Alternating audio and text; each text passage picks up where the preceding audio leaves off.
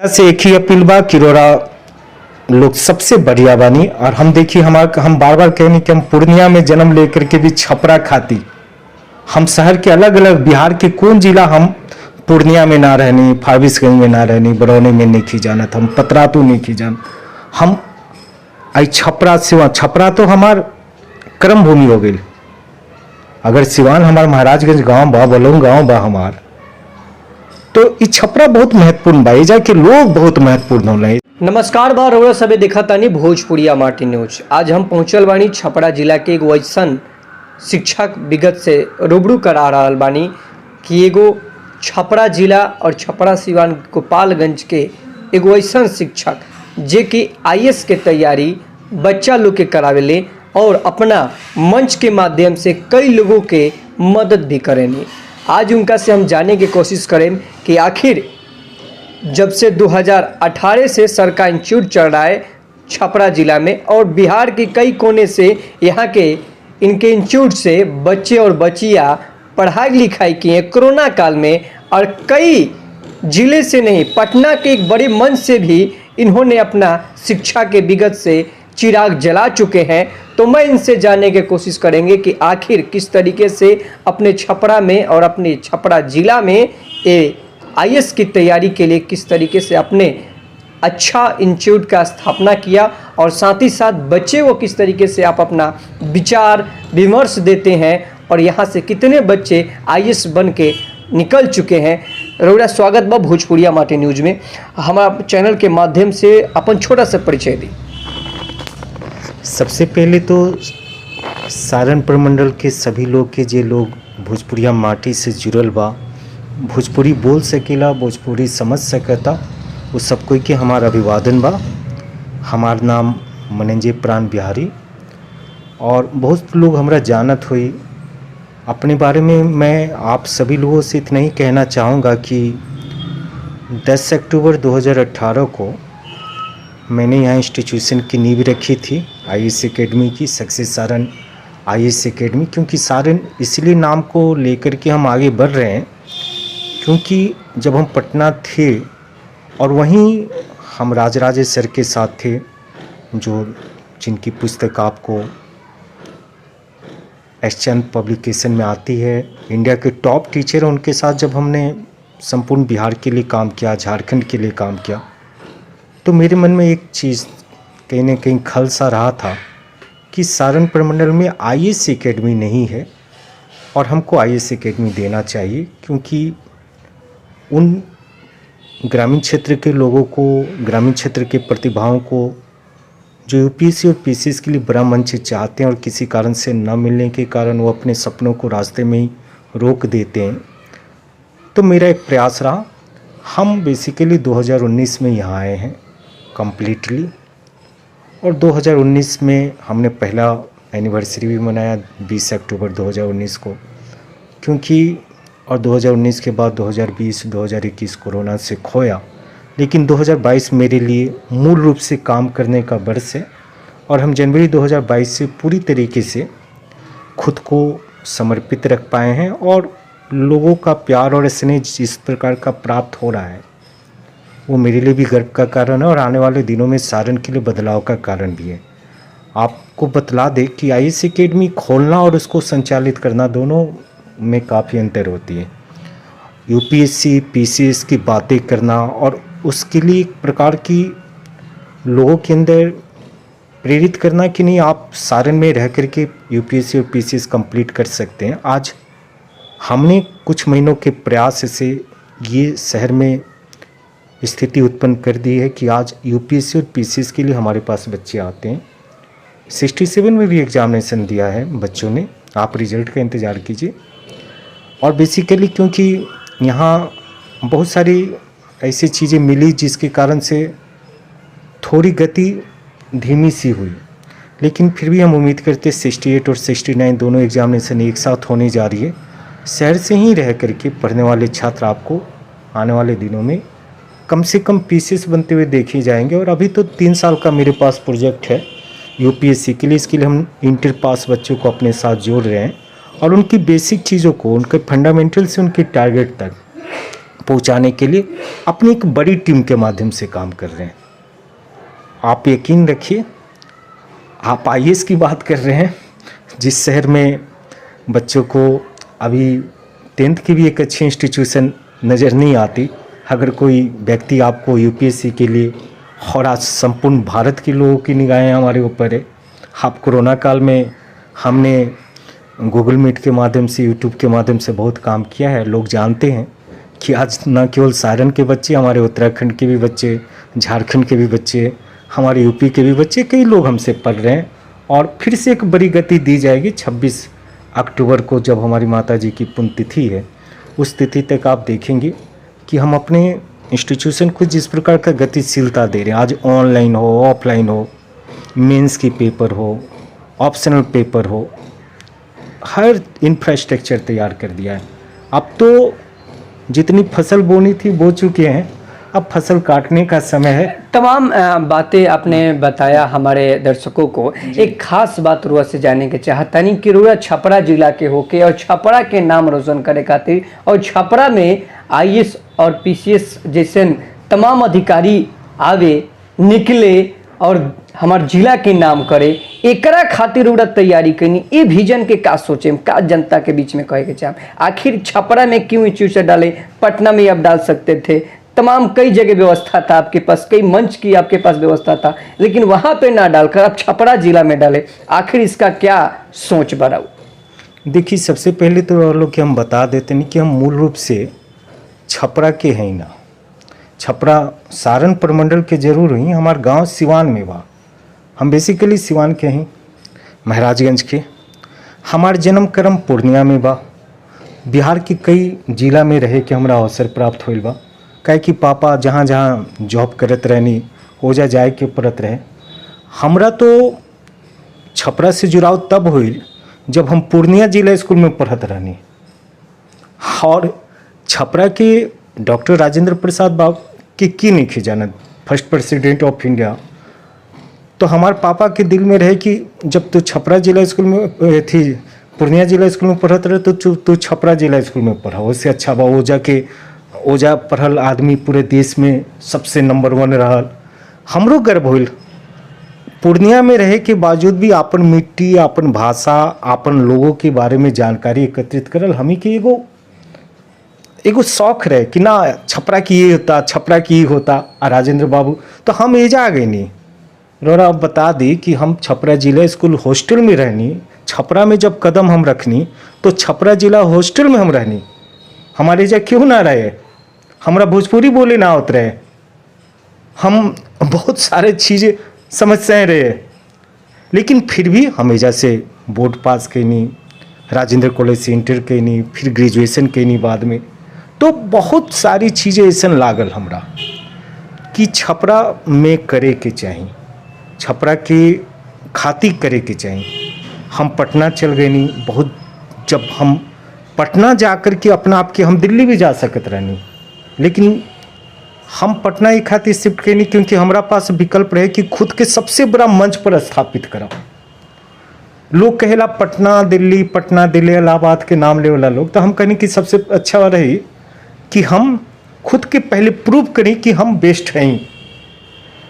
तो हम पटना के सबसे बड़ा मंच पे ऑफिशियली लोग जाने ला, लोग देखे ला, 70-80 के बैच के हम छोड़ के नहीं जा बीपीएससी खाती।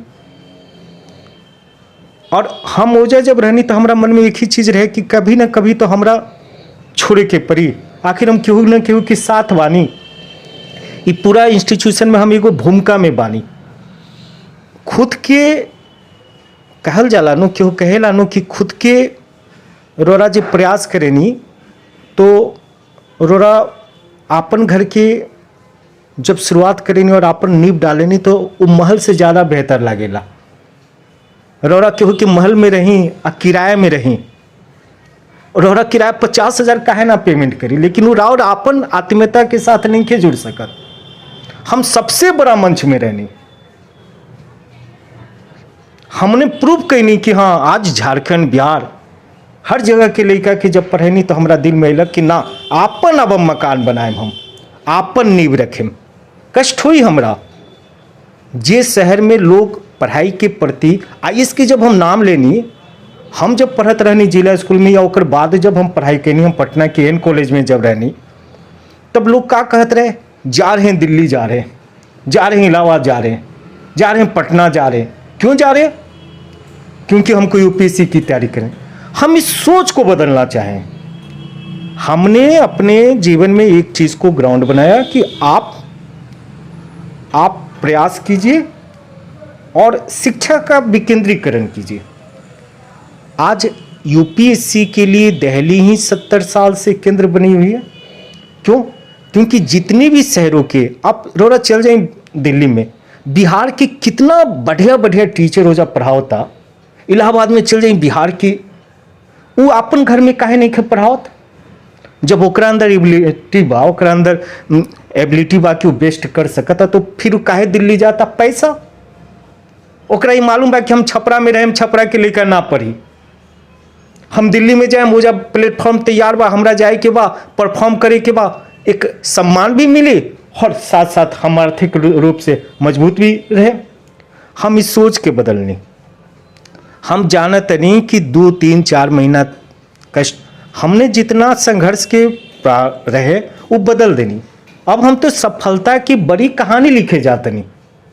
4 साल दे देनी छपरा के, कोरोना 2 साल, हम कहाँ पीछे गए नहीं, और मजबूत खड़ा हो गई नहीं।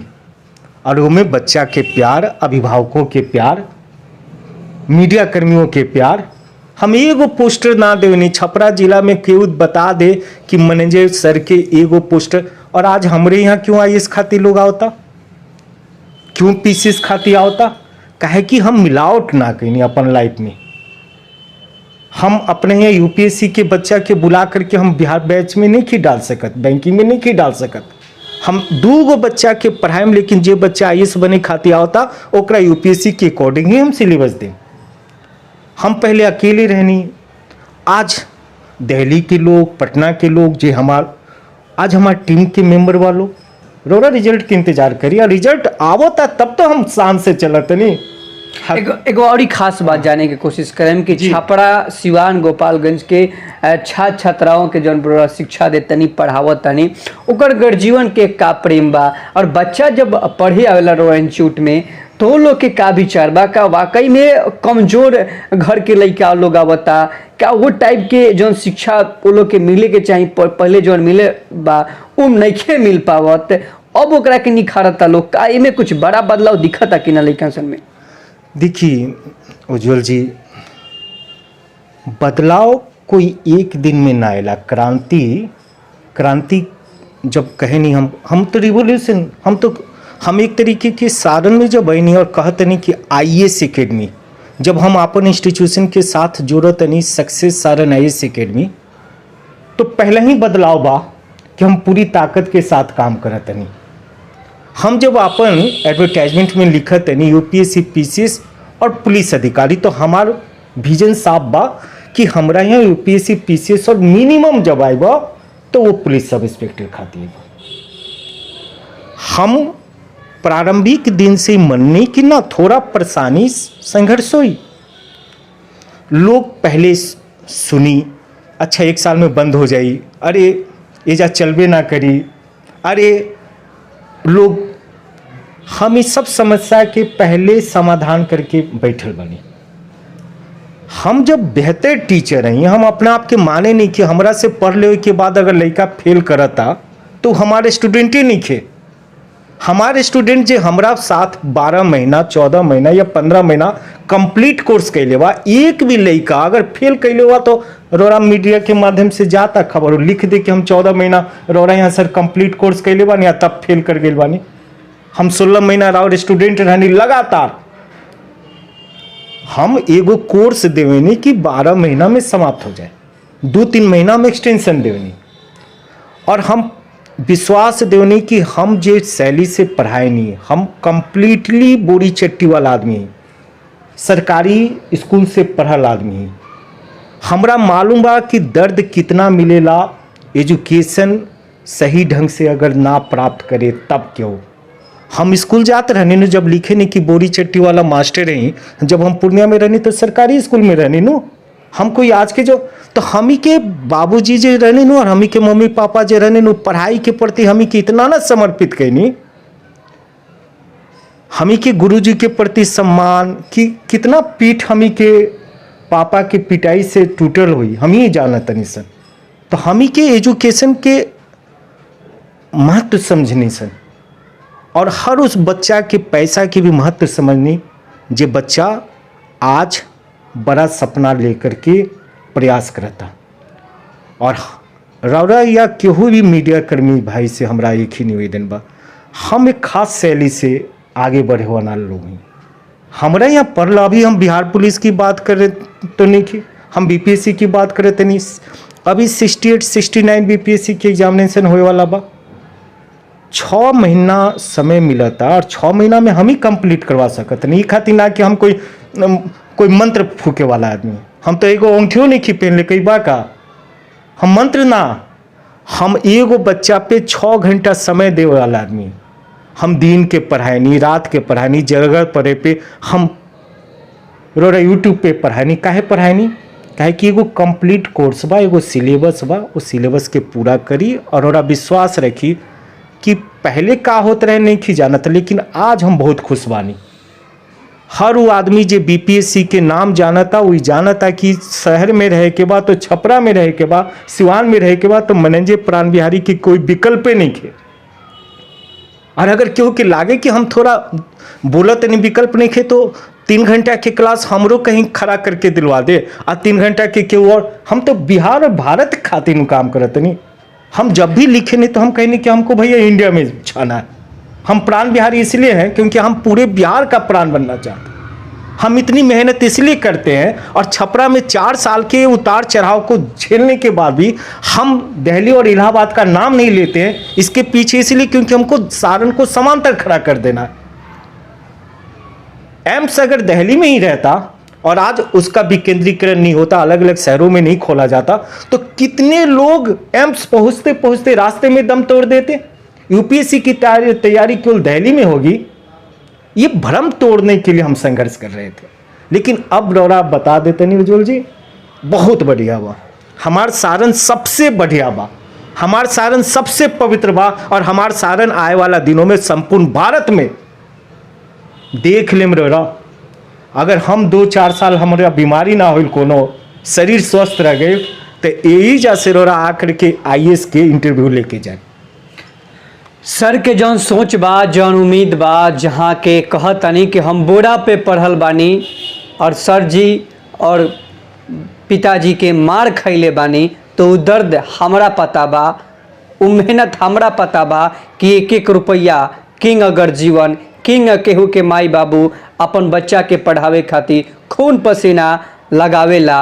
अगर हमरा इंस्टीट्यूट में, अगर हमरा कोचिंग में केहू पढ़े आवता तो कहीं ना कहीं एक गरीब परिवार के बच्चा पढ़े आवता, ओकर मेहनत के, ओकर एक मेहनत के बदौलत की का होखेला उ हम समझतानी, उ दर्द उपीड़ा हम जानतानी। सर के ये जो विचार बा बहुत बड़ा अहम बदलाव लेके आ रहा बा इस सारण जिला खातिर, पूरे छपरा सिवान गोपालगंज खातिर। जाते जाते सर हमारा कार्यक्रम के जो आगाज बा, शिक्षा है महान, एक कार्यक्रम के माध्यम से छपरा सिवान गोपालगंज के छात्र छात्राएं और गर्जीवन लोग खातिर कहाँ अहम संदेश देवे के चाहता है? देखिए, शिक्षा हमें के तो हम तो एक ही चीज बोले नहीं, न रूप काम आता है न नाम बाप का काम आता है।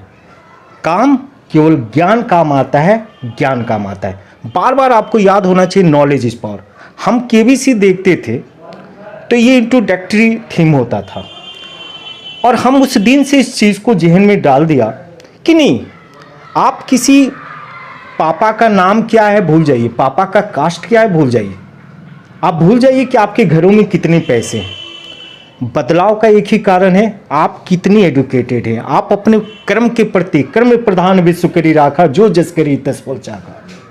कहते हैं ना कि डार्विन ने एक बहुत ही अच्छा सिद्धांत दिया, survival of fittest, existence for life. आप खुद को कहते हो कि हमको श्रेष्ठ बनना है, तो श्रेष्ठता की प्रकाष्ठा तक कैसे पहुंचेंगे? आप संघर्ष करेंगे और संघर्ष में एक ही शस्त्र होती है, वो आपका ज्ञान। आप ज्ञान प्राप्त करते जाइए, दुनिया की कोई ताकत आपकी उपलब्धियों को प्राप्त होने से आपको रोक नहीं पाएगी। महान शिक्षा, हम कहते हैं कि शिक्षा महान होती है, शिक्षा ही बदलाव का कारण होती है ना। एजुकेशन से बड़ी शक्ति किसके पास है? मनंजय प्राण बिहारी के जाना था ये खातिर कि हाँ भैया बोलता है, पढ़ाता है। आज यूपीएससी के लिए छपरा सिवान गोपालगंज का एकमात्र टीचर के रूप में खुद को स्थापित किया। हमरा में तो नहीं थे चेहरा में कोई ऐसा चीज, लेकिन हम अगर जाएं कहीं तो लोग सम्मान देवला, लोग प्यार देवला, लोग हमारा पास बड़ा बुजुर्ग भी आएला तो ना सरोरा ऊपर भरोसा बा, हम अपन बच्चा के सौंप के जाते नहीं। तो ये एजुकेशन ही नु बा। हमार कौन कास्ट वालोरा मालूम बा? प्राण बिहारी बानी तो ढूंढे में ना पता चली। हम कौन चीज करे नहीं, हम का सब चीज केंद्रित हो जाला कि रोरा कैसे एजुकेशन लेनी। एजुकेशन तो त्याग चाहेला। रोरा पढ़ल और पढ़ाई दोनों तपस्या के काम बा। जी तपस्या कर ली वो दुनिया में सबसे आगे जाए। और शिक्षा एक महान शिक्षा, हम कहते हैं ना कि गिरे बर्ज सिर पर मही डोल जावे, अभी सामने काल भी दोहरावे। अरे ठान लो ना बॉस। 2 साल कोरोना ने नीचे लेकर गया, हजारों रुपये गवाए होंगे, लेकिन चेहरे पे किसी ने सिकन देखा, नकारात्मक बातें देखी, कभी सारन से प्रेम कम देखा। श्रेष्ठ सारन ग्रेट इंडिया। रोरा जैसे भोजपुरी माटी कहते नहीं, हम भोजपुरी ना बोलत रहने और हमरा से फराटेदार क्यों दूसर बोल भी नहीं खे सकत। यूपीएससी की तैयारी करवाया बंदा क्यों? क्योंकि हम हर उस जगह पहुँचते नहीं, हम गांव गांव में पहुँचते नहीं। 26 अक्टूबर के हमारे माता जी के पुण्यतिथि बा। हमारे यहाँ वाईफाई से लेकर के, हमारे यहाँ लाइब्रेरी से लेकर के, हमारे बच्चा से पूछी ना, अगर एगो भी बच्चा हमारा यहाँ पढ़ता तो हमार ब्रांड मास्टर बा। हाँ, लेकिन बच्चा से एक ही शर्त बा कि हमार बच्चा हुए होई जे सफल हुई। असफल लोग खाते हमारा दिल में कोई हमदर्दी नहीं है। असफलता के एक ही मात्र कारण बा, रोरा सेटिंग से पास नहीं कर सकत, दलाली के माध्यम से नहीं प्राप्त कर सकत। 12 महीना के प्रॉपर कोर्स होला, रोरा 6 महीना में नहीं सफल हो सकत। और 6 महीना में सफल हो के चाहते नहीं तो ओकरा खातिर तो पूरा टीम वर्क करता हमार। तब रोरा 1.5 घंटा पढ़े के जगह पे रोज 4 घंटा पढ़े के पड़ी, और वही हम करवाओ तनी। आज एक से एक बढ़िया फैकल्टी, प्री से लेकर के मेंस तक। और उज्जवल जी एक और बता दी, छपरा में दिक्कत हमरा तब अयलक जब लोग एजा बीपीएससी की तैयारी तो करता, लेकिन ओकरा ही नहीं के मालूम कि ये में प्री भी होला, मेंस भी होला, इंटरव्यू भी होला। 3 गो रोरा चक्र से जाएम तब जा करके पहुंचे। अभी तक तो 90% लोग प्री में इन्वॉल्व बा। रोरा एनसीआर सब कोई कहेला कि 6 से लेकर के 11 तक की एनसीईआरटी का बुक्स पढ़े के चाहिए। एजा के बच्चा तो अपन सिलेबस नहीं के पढ़ल तो 6 से 11 तक के एडिशनल कहाँ पढ़े के तैयार हो। लेकिन माहौल तो बदल गई। जब ठान लेहल गई, पहला जब हम अपने इंस्टीट्यूशन के नींव देखनी तो हम सुनील पांडे जी के बुलैनी। विश्वा रैंक रहे, डीएसपी बनल भाई, और हम बैठनी तो एक ही चीज़ अच्छा लागल कि तोड़ेंगे नहीं तब तक छोड़ेंगे नहीं। दशरथ माझी जी के जो मूल मंत्र बा, हर बिहारवासी के सीख ले के चाहिए, हर युवा के सीख ले के चाहिए। 4 महीना में 6 महीना में थके की जरूरत नहीं खे। थके के रही तो हम कब के थक गई रहती। हम जानते नहीं कि सफलता रोरा विस्फोट कर दी, शोर मचा दी हर जगह। हमारे तो एगो पोस्टर बैनर नहीं खे, लेकिन सब कुछ जाना था हमरा। प्यार करेला लोग छपरा के हर गली, हर चौराहा, हर वो जगह जहाँ पे एजुकेशन बा, जहाँ के बच्चा के इच्छा बा कि हमारा बच्चा बीपीएससी कंप्लीट हो जा, हमरा तो बहुत सम्मान मिलेला। हमरा यहाँ बच्चा पढ़े या ना पढ़े लोग के, लेकिन लोग ही तो कहेला कि ना मैनेजर सर रोरा ना रहती तो आज आईएएस के नाम लेवल कितना दुर्लभ रहे।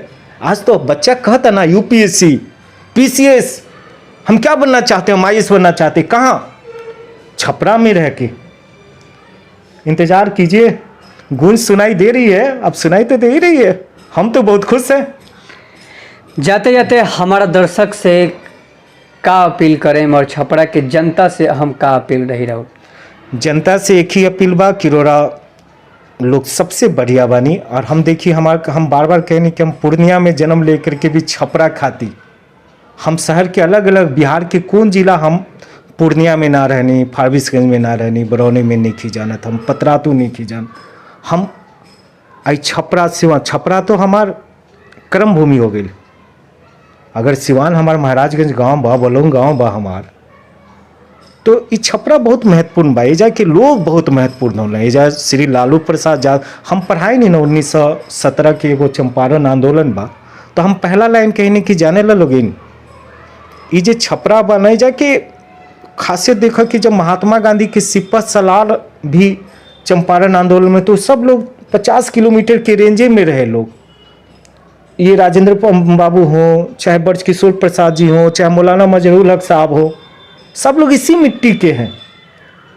इस मिट्टी की पवित्रता की गूंज तो पूरे विश्व में सुनाई देनी। आज देखो सारण प्रमंडल का हम नेतृत्व कर रहे हैं, और सारण प्रमंडल में आपका पंकज त्रिपाठी से ले करके आपको अभी लड़का निकला है मुकेश कुमार, जो कि साउथ अफ्रीकन टीम के साथ वनडे टीम में शामिल भी था। यह दुर्भाग्य रहा कि उनको मौका नहीं मिल पाया अंतिम रूप से। और पूछिए कि ये लोग संघर्ष करके आगे बढ़े हैं, कोई गॉड फादर नहीं। सारण प्रमंडल का कोई भी व्यक्ति जब आगे बढ़ता है ना, तो उसका कोई गॉड फादर नहीं होता। अगर मनंजे कुंवर आगे बढ़ रहा है और आज मनंजे प्राण बिहारी हो गया, तो देखिएगा कि सारण की गूंज 1-2 साल में आपको यूपीएससी पीसीएस के लिए पूरे देश में सुनाई देगा। दिल्ली में भी कोई बच्चा बैठा है ना, दिल्ली में भी कोई गार्जियन बैठा है, नहीं हमारा सारण काम कर रहा है। ये टेम्परामेंट है यहाँ की, खूबसूरती है इस मिट्टी की। ये टेम्परामेंट जो जीतने की, कहते हैं ना कि हम लोग, क्योंकि हम लोग किसी के माध्यम से नहीं, मनंजे कुंवर के घर में कोई आईएएस नहीं है। हर चीज सीखता है, लगातार मेहनत करता है, प्रयास करता है, उस सांचे में खुद को ढालता है। इस कारण से हारने की कोई संभावना नहीं। हम अपने बच्चों में वही वजूद देखते हैं, वही टेम्परामेंट देखते हैं। जीतोगे, आगे बढ़ो। ये लोग जो कहते हैं दिल्ली दिल्ली दिल्ली इलाहाबाद, हम कहते हैं कि दिल्ली नहीं, सारण कहो, सारण कहो। क्यों? भूल जाओ आप कि दिल्ली जाएंगे, 2 लाख रुपया फी देंगे, हर महीना 10,000 रुपया हम खर्च करेंगे। यूपीएससी कंप्लीट करने वाले लोग दिल्ली, और ये भूल जाओ आप सोचो कि आज हम कैसे अच्छी बुक पढ़ेंगे, हम इंटरनेट का किस तरीके से सदुपयोग करेंगे, उस टीचर का कैसे हम साथ प्राप्त कर पाएंगे जो किसी विषय वस्तु को सारगर्भित तरीके से आप तक रख पाता है, किसके पास एनालिटिकल अप्रोच है। आप बड़े शहरों में जाकर तमाशा देखना बंद कर दो, खुद के वजूद पे भरोसा करो, खुद की जीतने के लिए जज्बात पैदा करो, जीत तुम्हारी निश्चित है। और सारण आने वाले दिनों में संपूर्ण भारत में स्थापित हो चुका है। हम तो 26 अक्टूबर को आपको रहना है, हम सारे दोस्तों को आमंत्रित करेंगे, अब पहली बार अपने इंस्टीट्यूशन में ही। और उस दौरान बहुत हम तो गरीब बच्चों के पास भी पहुंच रहे हैं। आपके पास पैसे नहीं हैं, आप बीपीएससी यूपीएससी सब इंस्पेक्टर के लिए चाह रहे, आप हमसे आकर कहिए तो 20 अक्टूबर तक आप आकर कहिए कि मेरे पास 1 भी रुपया नहीं है, लेकिन हम सर जीतना चाहते हैं, हम अपने उच्च स्तरीय सपनों को पूरा करना चाहते हैं, हम आपको किताब देंगे। कहिए तो, अभिभावक आकर मिले तो, बच्चों को प्रेरित करे तो पढ़ने के लिए। कर रहे हैं, बहुत सारे लोगों ने किया, और धीरे धीरे अब 4 साल खो गए, 4 साल प्यार मिला। अब तो देखिए बहुत बड़ी बदलाव की बात हो रही है, बहुत बड़ी। जैसे कि तमाम बातें हमारे सर के साथ भइल, तो सर एक ही सोच के साथ और बदलाव के साथ कह रहल बानी कि छपरा में जौन आईएएस के कोई नाम ना सुनतला, कोई जाने की ना कोशिश करतला, लेकिन एगो छपरा में छपरा के लाल आके छपरा के वातावरण के बदल के और पूरे देश में कायम करेगा। छपरा और सिवान और गोपालगंज के यहाँ के कई छात्रों छात्राओं को आईएएस बनाकर एक बड़ा मंच का, एक बड़ा विचार का, एक बड़ा मंजिल और लोगों को विकास की धारे में, शिक्षा की धारे में एकजुट बंधने का काम करने का एक ही मात्र सोच है और विकल्प है। तो आईएएस बनना चाहते हैं, अगर आप तैयारी अच्छा से करना चाहते हैं, तो एक बार आईएएस एकेडमी सारण, जो कि यहाँ पे छपरा में हमारे जो सर हैं, जो बेहतर तरीके से बच्चों को पढ़ाने के लिए हमेशा तत्पर रहते हैं और बड़ा इनका सर का ऐलान है कि किसी भी प्रकार का कोई भी गरीब परिवार का अगर बच्चा तैयारी करना चाहता है, अगर कुछ उसको सीखने का मन है, जज्बा है आगे बढ़ने का, तो सर के साथ जुड़े और उनको मंच और उनके मंजिल तक पहुंचाने का सर का पूरा कोशिश रहेगा, तैयारी रहेगी कि आप यहाँ से सारंग के एक अच्छा मंच के माध्यम से, आईएएस मंच के माध्यम से एक सक्सेसफुल आईएएस बने और देश के हित में, बिहार के हित में और सारा